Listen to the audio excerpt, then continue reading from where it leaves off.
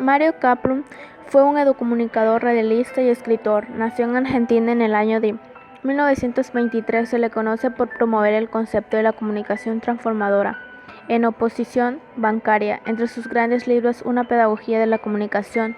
En su libro dice que cuando hacemos comunicación educativa, estamos siempre buscando de una y otra manera un resultado formativo. Decimos que producimos nuestros mensajes para que los destinatarios tomen conciencia de su realidad, o para suscitar una reflexión, o para generar una discusión, que como hemos de ver, a cada tipo de educación corresponde una determinada concepción y una determinada práctica de la comunicación. El concepto de comunicación y el que constituye un buen punto de partida. Díaz-Bourdieu ha señalado que se le puede agrupar en 3 modelos fundamentales. 1. Educación que pone el énfasis en los contenidos. 2. Educación que pone el énfasis en los aspectos. 3. Educación que pone el énfasis en el proceso. Paulo Freire calificó de bancaria: el educador deposita conocimientos en la mente del educando, de introducirlas en la memoria del alumno, que es visto como receptáculo y depositario de informaciones. Díaz-Bourdieu habla del modelo educativo tradicional, aunque en verdad el resultado es que generalmente no aprende, sino que memoriza, repite y luego olvida. Este modelo autoritario no tiene lugar, que no es totalmente ajeno. Sin embargo, la concepción comunicacional, emisor, mensaje y receptor, continúan sujetas al esquema mecanista tradicional: maestro que enseña, alumno que aprende. La educación bancaria tradicional sintió la necesidad de modernizarse e introdujo los llamados apoyos audiovisuales, diapositivas, películas, videos. Incluso se habla de una pedagogía audiovisual. Pero con eso, la educación en sí en realidad no cambió nada. Se hizo aún más rígida y autoritaria. Ya el educando ni siquiera tiene con quién hablar. El conductismo, haciendo un papel central en la educación, por hábito entiende la relación entre el estímulo y la respuesta, pues es una conducta automática, mecánica, no reflexiva, no consciente y por tanto posible de ser condicionada, moldeada, suscitada extremadamente por el educador, en poder del estímulo y las recompensas adecuadas. Los procesos comunicativos. ¿Los mensajes será que llegan a quienes tratamos de comunicarnos? Si no es interesante nuestra comunicación, lo que hace el oyente es silenciar o reemplazar. Los mensajes deben despertar el interés de sus destinatarios, que sean escuchados, leídos o vistos, y que sean atendidos y captados.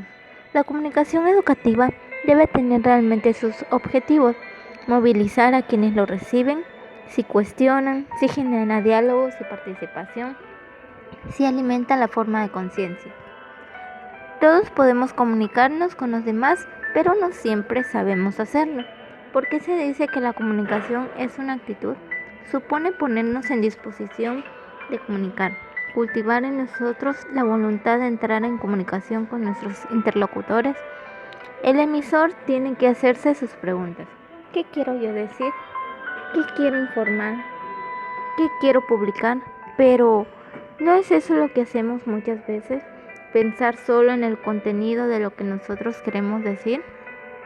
¿Qué otra cosa importante debió preguntarse y no se preguntó? La otra pregunta que debió hacerse era: ¿a quién se lo voy a decir?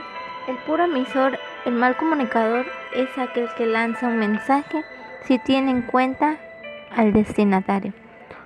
Cuando hay un solo, se pregunta qué quiere él decir. Resulta casi siempre una comunicación impositiva. A ese tipo de comunicación se llama monólogo. ¿Cuál sería la actitud opuesta?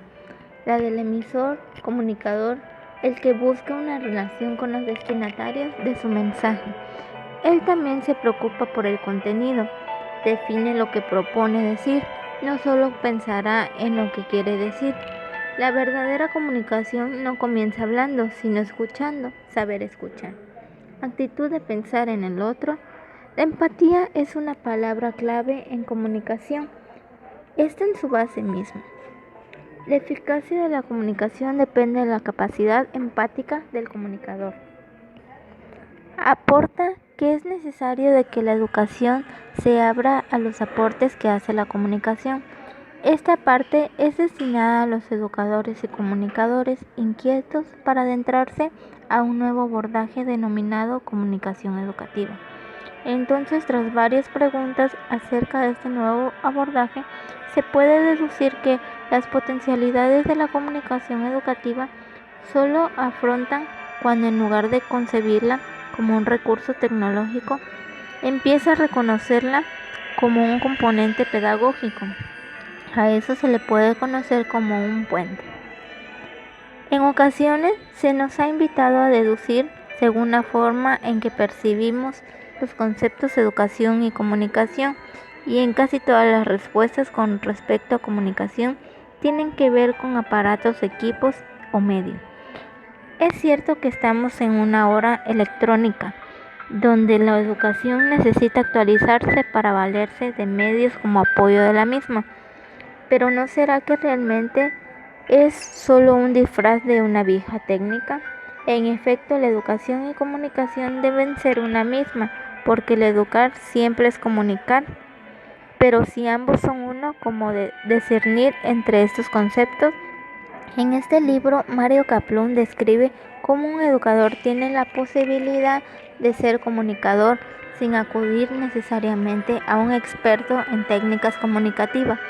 Tal es el ejemplo del Celestín Freadnet, que en los años 20, debido a su incapacidad de enseñar como se solía hacer en esos tiempos, esa incapacidad de dictar o hablar en voz alta, producto de la Primera Guerra Mundial, le hace buscar nuevas soluciones, válidas y productivas, y descubre de la escuela activa y magnífica hallazgo.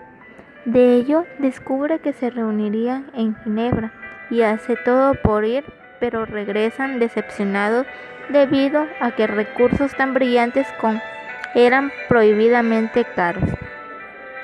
Sigue buscando hasta que se encuentra en una oferta de una novedosa imprenta manual, y con ello revoluciona la manera de dar clases con la creación de un periódico escolar. Todo lo que sus alumnos aprendían eran plasmados en ese periódico.